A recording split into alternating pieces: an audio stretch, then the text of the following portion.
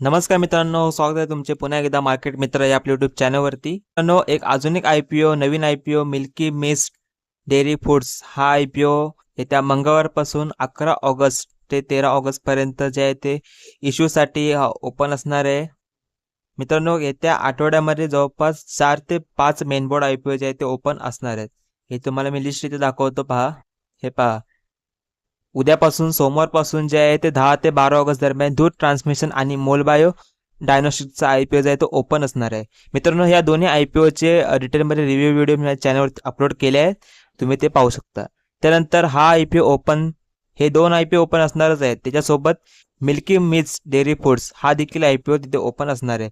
म्हणजे ह्याच्यामध्ये जी मनी जी तुम्ही पैसे लावाल ते ह्या आय-पी-ओसाठी ते ब्लॉक असणार आहेत. त्यानंतर ह्या आय-पी-ओच्या दरम्यान शिप रॉकेटचा आय-पी-ओ ओपन असणार आहे. त्यानंतर शिप रॉकेट सोबतच जे आहे ते बेहारीलाल इंजिनिअरिंगचा देखील इथे आय-पी-ओ इथे दाखवत आहे. म्हणजे मित्रांनो, एकामागोमाग जवळपास 4 ते 5-6 आय-पी-ओ जवळपास इथे ओपन होताना इथे आपल्याला दिसत आहेत. त्यामुळे तुम्हाला इथे आय-पी-ओ मध्ये जर फंड कमी असेल तर तुम्हाला खूप विचार करूनच इथे पैसे लावायला लागतील. कारण की जर तुम्हाला दुसऱ्या ह्याच्यामध्ये लावायचं असेल तर तुमची इथे मनी जे आहे ते दुसऱ्या आय-पी-ओ मध्ये ते ब्लॉक होणारच आहे. त्यामुळे चांगल्या आय-पी-ओ मध्ये अप्लाय करायचे, तुम्हाला चांगले लिस्टिंग गेन आणि ऑलरेडी म्हणजे चान्सेस देखील असतील. तर ह्याच्यामध्ये कोणत्या आय-पी-ओला अप्लाय करायचा त्यावरती तर मी व्हिडिओ घेऊन येणारच आहे. एक कंपॅरिझन व्हिडिओ मी घेऊन येणार आहे. त्याच्यामधून आपल्याला समजेल की कुठल्या आय-पी-ओमध्ये पैसे लावायला पाहिजे, त्यात जास्त चान्सेस आहेत अलॉटमेंटचे आणि प्रॉफिटचे देखील. हा व्हिडिओ आपण घेऊन येणारच आहोत. पण त्यासोबतच आता आपण बोलणार आहोत म्हणजे मिल्की मिस्टचा आय-पी-ओ. हा आय-पी-ओ मंगळवारपासून सुरू होणार आहे. BSE आणि NSE वरती लिस्टिंग होणार आहे. इश्यू साईज 1553 करोडचा हा आय-पी-ओ आहे. तर आजच्या व्हिडिओमध्ये आपण बिझनेस, कंपनीचे फायनान्शियल्स, त्याचे पियर कंपेअर कोण आहेत, सगळ्याला माहिती आहे. मिल्की मिस्ट ही FMCG सेक्टरची कंपनी आहे. सर्वच हिचे प्रोडक्ट्स जे आहे ते वापरतात. त्यासोबतच कंपनीचे व्हॅल्युएशन्स, कंपनीचा कॅश फ्लो या सर्व डिटेल्स आपण पाहायचे आहेत. मराठीमध्ये आपण पाहणार आहोत. एकदम सोप्या भाषेत तुम्हाला समजेल असं मी तुम्हाला या व्हिडिओमध्ये सांगणार आहे. जास्त वेळ न घालवता चॅनलवरती पहिल्यांदा आला असेल तर चॅनल सबस्क्राईब करून व्हिडिओला लाईक करायची विसरू नका. तर मित्रांनो, सर्वात प्रथम आपण काही इम्पॉर्टंट डेट्स पाहून घेऊया. इश्यू हा जवळपास 11 ते 13 ऑगस्ट दरम्यान ओपन असणार आहे. प्राइस बँड कंपनीने ठेवला 133 ते 40 रुपये per share. Lot size 107 quantity तुम्हाला ते मिळेल. त्यानंतर issue size 1553 crore, face issue 1428 crore जे डायरेक्ट कंपनीमध्ये असतील. तर OFS मध्ये फक्त 1,200 करोडचे इथे OFS असणार आहे, जो की एकदमच कमी इथे आपल्याला पाहिलं. हे एक इथे सुरुवातीलाच एक पॉझिटिव्ह गोष्ट आपल्या कंपनीमध्ये पाहायला मिळाली. आणि हा एम्प्लॉई डिस्काउंट इथे तुम्हाला इथे 13 रुपये इथे मिळत आहे. त्यानंतर खाली गेल्यावर आपण पाहिलं तर पहा, जे मी तुम्हाला मागाशी बोललो, 13ला हा क्लोज होईल. अलॉट म्हणजे 14ला रिफंड तुम्हाला 17ला इथे मिळणार. क्रेडिट शेअर 17ला, लिस्टिंगचा अंदाज येते त्याच्या पुढच्या मंगळवारी 18 ऑगस्ट याची लिस्टिंग होईल. त्यानंतर खाली आपण पाहिलं तर कंपनीचं बिझनेस पहा, हे सगळं जाणून घेणे गरजेचं आहे IPO मध्ये. पहा, about milky mist foods limited incorporate in जुलै 2014. पहा मित्रांनो, आता एवढंच जर मी तुम्हाला सांगितलं तुम्हाला काही संबंध नाही, मी तुम्हाला सोप्या भाषेमध्ये सांगतो. पहा, मिल्की मिस्ट ही कंपनी 2014 पासून जे आहे ते काम करते. 2014 मध्ये जी स्थापना झाली होती. तर मिल्की मिस्ट ही FMCG सेक्टरमधली एक मोठा ब्रँड आहे कंपनीचा. पण पारंपरिक डेअरी कंपनीप्रमाणे ही दूध विकत नाही. तर पहा, तर कंपनी ही मुख्यतः व्हॅल्यू ॲडेड डेअरी प्रोडक्ट्स जसे की पनीर, चीज, कर्ड, बटर, घी, योगर्ट असे आणि आईस्क्रीम असे पदार्थ कंपनी बनवते. यासोबतच फ्रोझन फूड्स, त्यानंतर रेडी टू ईट, त्यानंतरच रेडी टू कुक प्रोडक्ट. आता तुम्ही म्हणा की रेडी टू ईट आणि रेडी टू कुक म्हणजे काय? रेडी टू कुक म्हणजे जसं आपण पाकिट खोलल्यानंतर आपण जवळपास ते अर्ध ती पदार्थ तो तयारच असतो, फक्त आपल्याला तळून फक्त जो आहे तो खायचा असतो. त्याला आपण रेडी टू कुक म्हणतात. आणि रेडी टू ईट म्हणजे आपण पॅकेट फोडल्यावरती आपण डायरेक्ट खाऊ शकतो. त्यानंतरच सोप्या भाषेत सांगायचं तर कंपनी ही दूध घेऊन प्रोसेसिंग प्रोडक्ट तयार करते आणि ते डिस्ट्रीब्युटर, रिटेलर्स आणि ग्राहकांमध्ये पोहोचवते. जवळपास यांचा बिझनेस B2C कंपनी आहे, बिझनेस टू कन्झ्युमर. तर बिझनेसमध्ये तर काय सांगणार का नाही, कारण सर्वच या कंपनीचे प्रोडक्ट्स वापरतात. डीमार्टमध्ये देखील यांचे प्रोडक्ट खूप पाहायला मिळतात. तर कंपनीचा बिझनेस तर हा सगळ्याला माहिती आहे. कंपनीचे फायनान्शियल सगळ्याला माहिती नसतील. फायनान्शियल सांगतो. असेट कंपनीची 2024 मध्ये 1606 कोटी होती, जी आता 2676 1000 करोडची ते वाढ त्यांनी 2 वर्षात पाहायला मिळाली. टोटल इन्कम कंपनीचे 1826 करोड कमवले ते 2025 मध्ये 2354, त्यानंतर आता 45 सॉरी डबल इथे झाली. ठीक आहे, इन्कम चांगले. नफा profit after tax 19 crore 46 crore, नाहीतर डायरेक्ट डबल जवळपास पहा इथे 170% ते वाढ होताना दिसते. 127 करोडचा नफा इथे कंपनीने FY26 मध्ये ते कमावले, म्हणजे 46 वरून डायरेक्ट 127. एवढी मोठी जंप कशी केली कंपनी काय.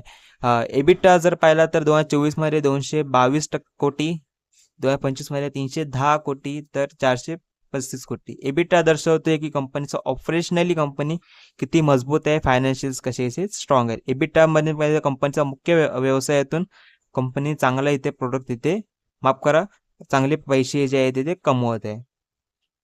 एबिटा म्हणजे जो सेल्स असतो त्याच्यामध्ये आपण एक्सपेन्स मायनस केल्यानंतर इथे एबिटा इथे येतो. आणि प्रॉफिट आफ्टर टॅक्स म्हणजे सर्व टॅक्स वगैरे कॅन्सल केल्यानंतर जो आहे आपला नफा असतो त्याला आपण प्रॉफिट आफ्टर टॅक्स म्हणतो. त्यानंतर नेटवर्क कंपनीची 197 कोटी होती 2024 मध्ये, जी आता 378 कोटी आहे. ठीक आहे.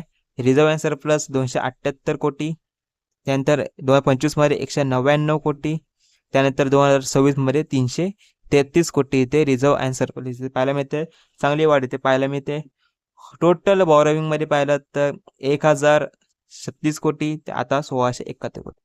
बॉरोविंग थोडी वाढताना दिसते, पण डेप्ट टू इक्विटी मध्ये किती बॉरोविंग आहे ते आपण पुढे आपण पाहणारच आहोत. ओव्हरऑल कंपनीचे फायनान्शियल मजबूत आहे, खास करून FY25 मध्ये 46 कोटी आणि इथे 127 कोटी जे आहे ते सगळ्यांना इथे अट्रॅक्ट करताना इथे आपल्याला दिसते. म्हणजे एक स्टेबल ग्रोथ कंपनीची इथे पाहायला मिळते. त्यानंतर कंपनीचा ऑब्जेक्टिव्ह काय बा जास्त कोण याच्यामध्ये 90% जास्त याच्यामध्ये फ्री शो असणार आहे. तर कंपनीचा कुठे वापर होईल 1121 कोटी. Repayment of part of debts जे आहे ते त्यामध्ये 500 करोड जे आहे ते इथे डेप्टमध्ये जाणार आहेत. त्यानंतर financial and capital expenditure requirement relation to expansion साठी जे मॅन्युफॅक्चरिंग फॅसिलिटीसाठी कंपनीला इथे 470 करोडचा ते वापर होणार आहे. तर डिप्लॉयमेंट ऑफ विझी coolers ice cream and freezers chocolate त्याच्या कूलरसाठी इथे 155 कोटींची गरज आहे. त्याच्या जनरल कॉर्पोरेट पर्पजसाठी असं मिळून 1121 करोडचे इथे वापर इथे कंपनीमध्ये होणार आहे. तर की परफॉर्मन्स इंडिकेटर पाहिलं तर ROE 2025 मध्ये 15%, 2026 मध्ये 32%.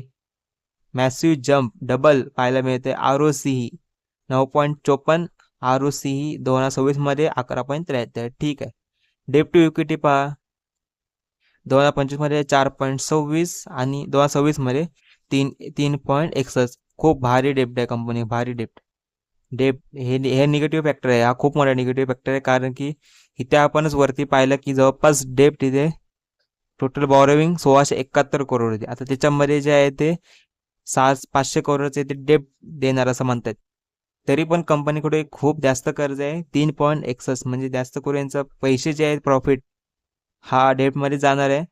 हे एक निगेटिव्ह पॉईंट आपल्याला पाहायला मिळतं. रिटर्न ऑन नेटवर्क 25ला 18%, त्यानंतर 2026 मध्ये 33%. पॅट मार्जिन 2%, आता direct 4%. EBITDA margin 13%, margin 13.87%. Margin स्टेबलच आहेत 2 वर्षापासून. त्यानंतर मार्केट कॅप कंपनीचा अप्पर प्राइस बँड वरती येतोय 10,777 करोडचा इथे. पोस्ट IPO नंतर इथे मार्केट कॅप असणार आहे. EPS कंपनीचा 1.90 इथे असणार आहे. त्यानंतर प्रमोटरकडे होल्डिंग जे आहे ते प्री IPO मध्ये 93 असेल, पोस्ट IPO मध्ये ते 97, माफ करा 79% इथे होल्डिंग इथे असणार आहे. तर मित्रांनो, या सर्व गोष्टी पाहिल्यानंतर आता आपण डायरेक्ट इथे कंपनीचा GMP पाहूया.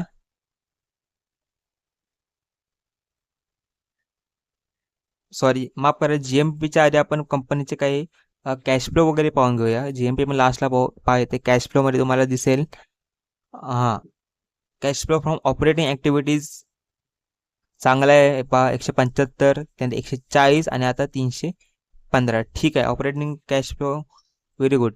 नेट कॅश फ्लो पहा 5, 2 आणि 3.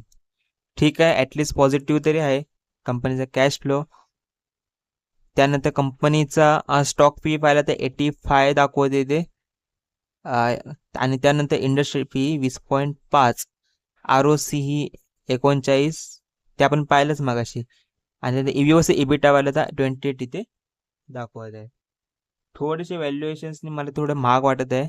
बाकी त्याचे पिअर कंपॅरिझन इथे नाही आहे का? एक मिनिट थांबा पाहूया. हा तर मित्रांनो इथे पण पिअर कंपॅरिझन वरती इथे आलोय. कंपनीच्या पिअरमध्ये पाहिलं तर भिकाजी फूड्स, ब्रिटानिया इंडस्ट्री, त्यानंतर डोडला डायरी, त्यानंतर नेस्ले, मोठे मोठे नाव आहेत. Parag mills foods, Tata consumer products, मोठे नाव आहेत. त्यांची पी इथे 62, 51, नेस्लेचा 79, पराग मिल्सचा 21 आणि टाटा कन्झ्युमरचा 70. त्याच्याच आसपास जो आहे तो मिल्की मिल्सचा देखील इथे व्हॅल्युएशन पी इथे पाहायला मिळते. ठीक आहे, पण कंपनी थोडं अजून कमी जर पी मध्ये दिला असतं तर अजून इथे अट्रॅक्टिव्ह वाटलं असतं. आणि जर कंपनीचा फायनल जर आपण पाहिलं GMP, हे पहा इथे आपण GMP सेक्शन मध्ये गेलो.